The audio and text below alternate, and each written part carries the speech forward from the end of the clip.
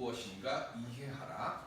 술 취하지 말라. 이는 건강한 것이니 오직 성령으로 충만하게 하라. 시와 찬송과 신령한 노래들로 서로 화답하며 너희의 마음으로 주께 노래하며 찬송하며 원하의 우리 주 예수 그리스도의 이름으로 항상 아버지 하나님께 감사하며 그리스도를 경외함으로 피초와 복종하라. 아멘. 감사가 기적을 만듭니다. 우리 감사의 사람이 될 수 있기를 주님의 이름으로 축원드립니다. 고난이 당하는 그 시간은 참으로 견디기 어려운 고통의 시간들이죠. 고통이 길어지다 보면 하나님께서 안 계신 것 같은 생각이 들고 또 내게 왜 이런 시련의 시간을 주시는가 하면서 원망의 마음도 드는 것이 우리 사람들의 마음입니다.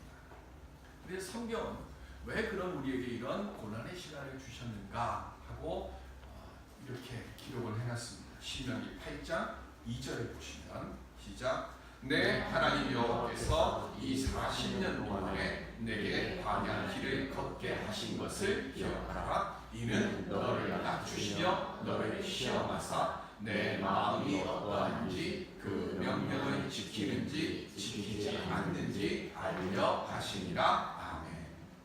우리에게 고난의 시간이 주어지는 것은 내 생각 버리고 하나님을 온전히 따르게 하라 하는, 그리고 하나님만을 바라보며 살라고 하시는 신앙 훈련의 시간이라고 성경은 말씀하고 있습니다.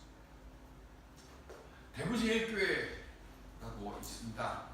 대구에 있을 때 몇 번 모임이 있어서 갔는데 교회가 참 예뻐요. 대구에서 아주 전통이 있는 교회입니다. 그런데 이 교회를 신고하셨던 고 이상근 목사님이라는 분이 계세요. 아드님이 연동교회 이성희 목사님인데 영남신학교 학장도 지내셨던 성사학자이십니다. 근데 이 이상근 목사님이 16살 때 발에 이상이 생겼습니다. 일제시대 때니까 발에 이상이 생겨서 뭐 병원 가거나 이렇게 하는 걸 생각은 못하고 믿음으로 이거를 낫겠다고 대구 달성공원 그 느티나무 밑에서 40일을 작정을 하고 기도를 하는데 다리가 낫지를 않아요. 학교 갈 나이인데 3년 동안 다리가 너무 아파서 가지도 못해서 집안에만 틀어박혀 있게 되어지는 그런 상황이 됩니다. 거기다가 어머니께서 어디서 이상하게 뭐 만병치유약이라고 하는 한약 이상한 돌팔이약을 하나 갖고 와서 그 약을 발에다 발랐더니만 이게 독이 돼가지고 정말로 평생 이 발 때문에 고생을 하게 됩니다. 이 방 안에서 꼼짝 못하고 지내는 이 3년의 시간 동안 이상근 목사님 뭘 하셨는가 하면 3년 동안 성경을 외울 정도로 읽고 또 읽었다고 합니다. 할 게 성경밖에 읽을 게 없다고 생각을 하고 성경만을 3년 동안 외우듯이 읽었는데 나중에 이때 이 고통 속에서 성경을 읽고 또 읽었던 이것이 기초가 되어서 성서학자가 되었다고 고백을 했습니다. 그렇게 60년 동안 발의 이상으로 고통을 당하다가 1993년도에 이제 목회를 은퇴를 하셨어요. 은퇴를 하고 난 뒤에 시간이 좀 생기니까 그때 한 의사가 목사님에게 이야기를 하기를 목사님 한번 좀 검진이라도 받아보시죠 라고 권유를 해서 검진을 받았습니다. 근데 검진을 하고 나서 보니까 이 목사님이 다리가 이렇게 아팠던 게 참 하찮은 거였어요. 맨발로 어릴 때 다녔었는데 이 다니다가 이 발 뒤꿈치를 뚫고 1.5cm 되는 철사가 이 다리 속에 들어왔는데 이게 그렇게 평생을 아프게 하고 고생하게 만들었던 가시가 되었다. 황당하지 않습니까? 어렸을 때 맨발로 다녀서 그 고생했던 그거, 그 철사 때문에 60년 동안 고생을 한 그 1.5cm 되는 그거 때문에 목사님 고생하셨습니다 하고 의사 선생님이 그걸 꺼내가지고 목사님 손에 쥐어주니까 그 철사 보고 목사님 마음이 어떻겠어요? 야, 세상에 이것 때문에 내가 그렇게 고생을 했나. 그런데 목사님이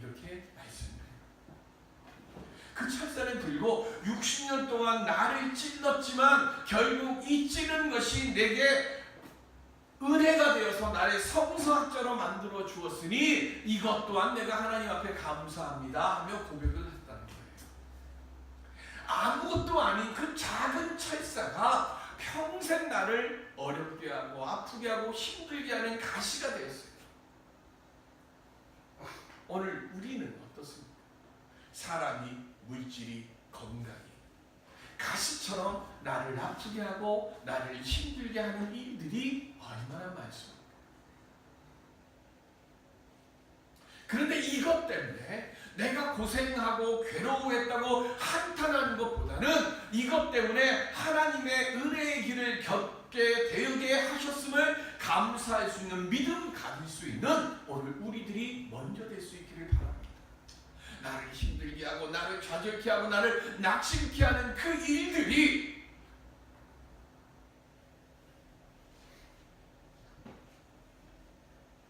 그때는 그게 고난의 시간이었지만 그러나 하나님 그 고난의 시간을 통하여서 나로 하여금 주님을 더 가깝게 했고 나로 하여금 주님께 그 자비와 은혜의 소망의 기도를 드릴 수 있게 했고 그래서 하나님 오늘 내가 하나님 앞에 그 가시가 그 아픔이 내게 은혜가 되고 내게 감사가 되었습니다. 그렇게 오늘 우리가 주님께 기도할 때에 하나님께서 고난의 가시를 능력의 복의 도구로 바꾸어 주시는 역사로 우리 위에 함께해 주실 줄로 믿습니다. 오늘 이 은혜 얻고 이 능력 얻을 수 있는 우리 모두가 될 수 있기를 주님의 이름으로 축원드립니다. 그럼 어떻게 하면 그렇게 변할 수 있을까요?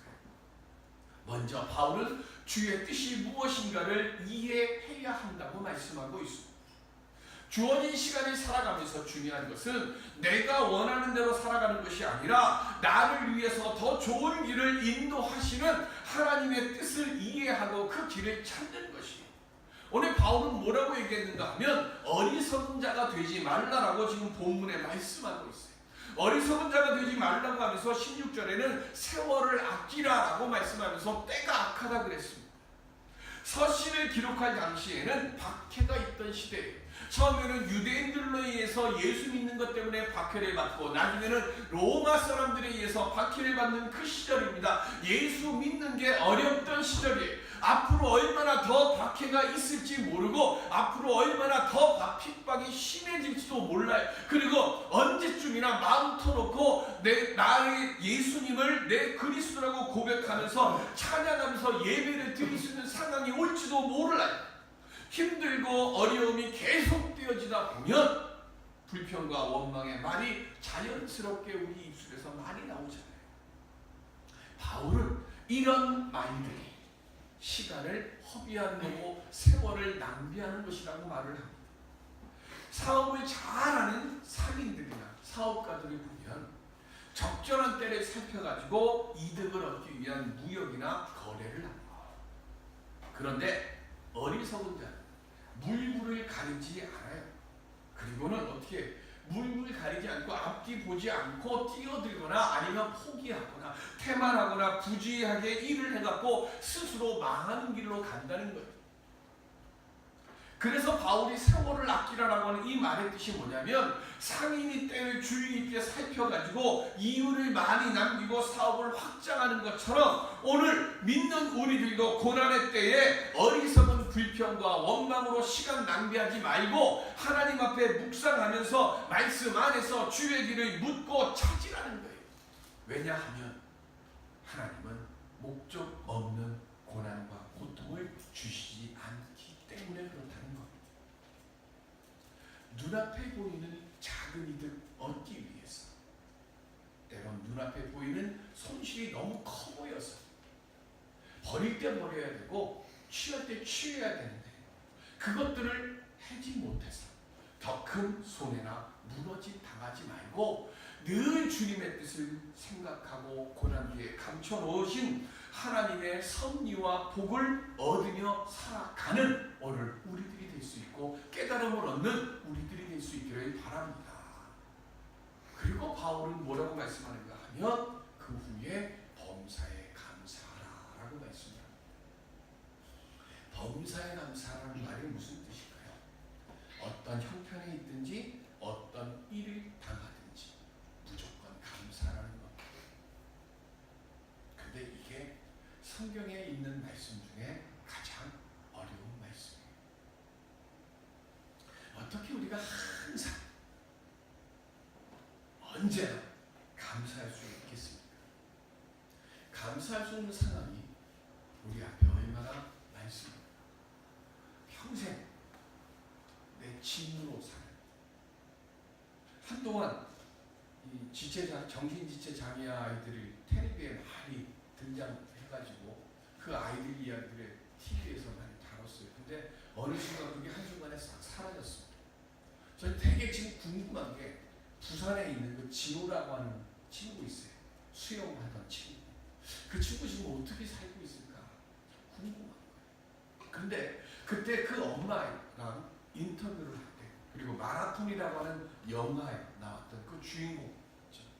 그때마다 엄마들이 하는 공통적으로 했던 이야기가 있잖아요. 자기가 하나님 앞에, 둘 다 하나님 믿는 분들이었는데 그분들이 하나님 앞에 기도할 때마다 기도의 제목이 뭐였어요? 하나님, 우리 친구가 나보다 1시간 넘게, 1시간 빨리, 하루 빨리 하나님 부르심 받게 해달라고, 내가 세상 떠나서 이 아이들이 짐이 되지 않게 해달라고 기도한다고 그랬어요.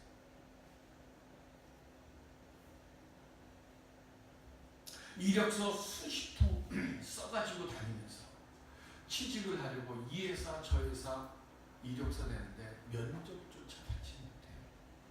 그런데 그 청년이 이랬어요. 아니, 이 아이를 나보다 하루만 빨리 보내달라고 기도하는 그 엄마의 입에서 어떻게 범사에 감사합니다, 항상 감사합니다는 이 말이 나올 수 있겠어요? 오랜 지병을 가지고 하나님 앞에 나와서 눈물로 기도하고 눈물로 호소하고 풀어지져도 고쳐주지는 않고 오히려 그 병이 점점 더 깊어져 가는 그런 자기 자신을 돌이켜보면서 과연 그 입에서 얼마나 하나님 감사합니다는 소리가 나올까요?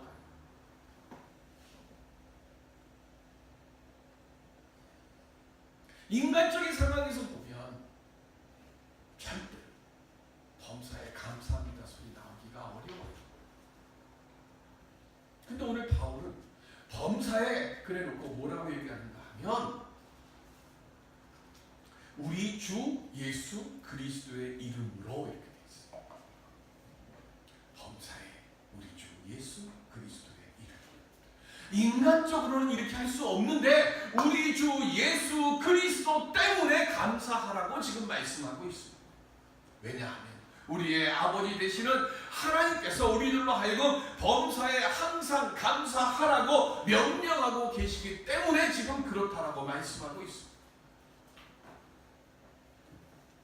하나님께서 우리를 너무나 사랑하셨어요. 우리를 구원하시려고 예수 그리스도를 이 땅에 보내주셨고 우리를 위해서 십자가에 달려 그 치욕과 고난의 십자가에 달려 죽으시고 그리고 죽은 지 3일 만에 하나님께서 다시금 그 예수 그리스도를 부활케 하여 주셨고 그리고 우리를 구원케 하시기 위해서 누구든지 예수를 그리스도로 믿고 고백하고 성도다운 삶을 살아가면 다 구원을 얻게 해주신다고 우리 주님이 약속하셨으니까 그 주님 때문에 기뻐하고 감사하라는 것이 첫 번째예요. 그리고 두 번째로 우리가 범사에 감사해야 될 이유를 예수님이 이렇게 말씀하십니다. 마태복음 18장 20절 시작. 내가 너희에게 분부한 모든 것을 가르쳐 지키게 하라. 볼지어다 내가 세상 끝날까지 너희와 항상 함께 있으리라 하시니라. 아멘. 우리의 모든 것 되시고 우리의 모든 것을 다 아시는 그 주님께서 우리와 영원히 함께 계시겠다고 약속해 주셨어요. 우리와 함께 해주신다는 거예요. 여러분들 지금 여러분들 심령 안에 우리 주님이 계십니까? 예수 그리스도를 내 마음에 모시고 살아가고 계십니다. 애들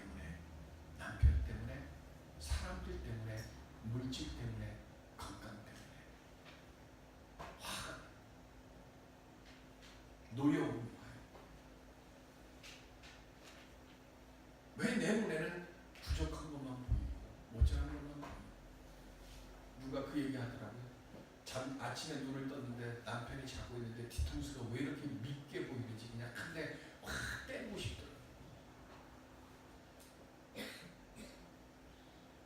그런 거친 감사가 없는 그런 현실의 삶 속에서 살아가는 거예요.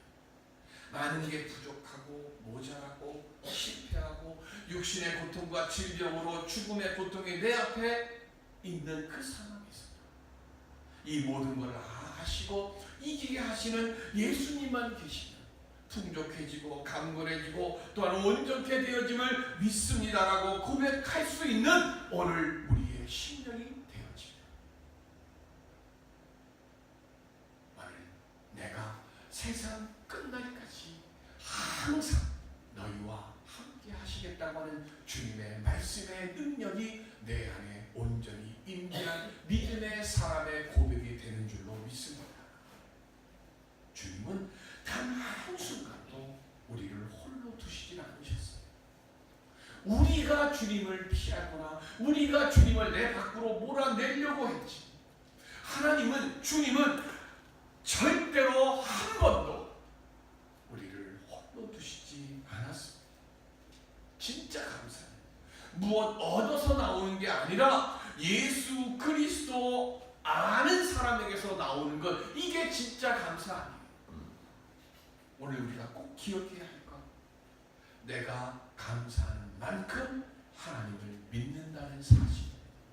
내가 많이 감사하면 하나님을 정말로 깊이 믿고 있는 것이고, 내가 조금 감사하면 나는 하나님을 조금만 믿고 있는 거예요. 앞길이 캄캄하고 천길 낭떠러지가 내 앞에 있어도 하나님, 제 앞길 비록 캄캄하지만 주님이 제 앞에 있는 이 캄캄한 구름을 걷어내 주시고 어둠을 쫓아내 주실 그 날이 내게 이루어질 줄로, 임할 줄로 믿습니다. 감사합니다. 고백, 기도, 감사, 기도할 수 있는 오늘 우리들이 될 수 있기를 바랍니다. 내가 그렇게 믿음으로 감사 고백할 때 주님 내게 주는 이 고통이, 이 고난이, 이 아픔이 너무 힘들고 아프고 그래서 죽을 것 같지만 그래도 제게 유익하다고 주님께서 생각하셔서 이런 고난을 내게 주신 줄로 믿습니다. 감사합니다. 그렇게 고백하는 믿음 갖게 되어지는 우리들로 변하게 될 줄로 믿습니다. 오늘 우리가 이렇게 고백할 때에 그때 지금 우리 모두의 이 고백이 죽을 것 같은 그 상황에서도 우리 주님 때문에 내가 살아났고, 쓰러질 것 같은 그 상황에서도 우리 주님 때문에 내가 일어났습니다 하고 고백하게 되어지는 우리들이 될 줄로 믿습니다. 그래서 시편 116편 12절에 보면 시작, 내게 주신 모든 은혜를 내가 여호와께 무엇으로 보답할까? 아멘. 원수들이 지금 내 고난을 보고 막 조롱하고 있어요. 내 삶의 자리는 변한 게 없어요. 기뻐할 게 없어요. 그런데 시인은 뭐라고 얘기를 합니까? 나는 죽을 것 같은 고통 속에서 미리 감사하는 거예요. 내게 주신 모든 은혜를 내가 여호와께 무엇으로 보답할까 하는 거예요. 죽을 것 같아요. 그런데 죽을 것 같지만 그 죽을 것 같은 그 자리에서 나 괴롭습니다, 죽을 것 같습니다, 죽여주십시오 하면 이건 믿음 없는 거잖아요. 죽을 것 같고 세상 사람들의 손가락질 당하고 조롱당하는 그 상황에서 하나님께서 이 상황을 헤쳐주시고 거둬주시고 나로 하여금 빛처럼 일어나게 해주실 줄 내가 지금 믿기 때문에 미리 감사하고 뭐라 그러는 거예요? 내가 무엇으로 보답할까 하는 거예요. 무엇 얻어서 보답하는 게 아니에요. 하나님께서 지켜주시고 돌봐주실 줄을 믿기에 미리 보답하겠다고 감사 기도드리고 있어요. 고난 속에서도 이 미리 감사의 고백을 통해서 우리의 고난과 우리의 죽을 것 같은 이 고통이 기쁨으로 변해지는 역사를 만들어갈 수 있는 우리 모두가 될 수 있기를 주님의 이름으로 기원드립니다. 1950년 10월달에 연수대학교를 다니던 중에 한국전쟁이 일어나서 지원해서 포병장교로 인제전투에 참석을 했다가 중공군에게 포로가 되어서 이제 그때부터 포로 생활을 합니다. 1952년에 인민군에 강제 편입이 됐지만 탈출을 시도하다가 붙잡혀갖고 13년 동안 감옥 생활을 합니다. 그리고는 30년 세월 나머지 생활은 탄광에서 광부 생활을 하다가 불폐증에 걸렸고 왼쪽 눈을 실명을 하고 왼쪽 다리도 잘라냈습니다. 그럼에도 불구하고 내 조국 대한민국에 오겠다고 목선 타고 중국으로 갔다가 중국에서 한국으로 1994년에 돌아온 분이 계세요. 조창 소위였죠. 1952년에 전사 처리됐던 분이에요. 죽었던 분이에요. 그래서 이분이 수기를 썼는데 그 수기의 제목이 돌아온 사자예요. 죽었다가 살아난 사람이라는 뜻이죠. 이분이 그 수기에서 이렇게 글을 썼어요. 어떻게 이 43년 진보의 세월을 견디고 살아왔는가? 교화소뿐 아니라 북한 어디에도 신앙의 자유는 없습니다. 교회에 가거나 예배를 드릴 수 없기에 마음속으로 기도하고 있어요. 물론 찬송도 부를 수 없어서 마음속으로만 찬송을 합니다. 너무 힘들어서 죽을 같을 때마다 하나님께 기도를 하면 하나님께서 평안을 주셨답니다.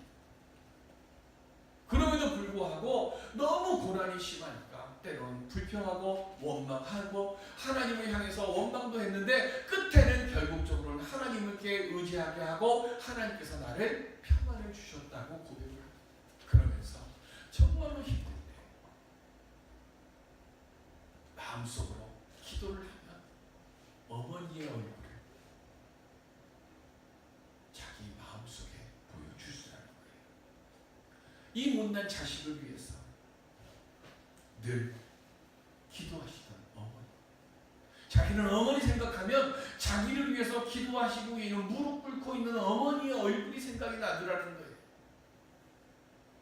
그래서 그 어머니 기도하시는 그 모습을 보면 그 북한 그 고생하는 그곳에서 어머니와 함께 있는 마음을 얻게 되어졌고, 그리고 무엇보다도 43년 동안 자기의 생명을 지키고 자기의 믿음을 지켰던 것은 어머니께서 늘 부르셨던 찬송이라고.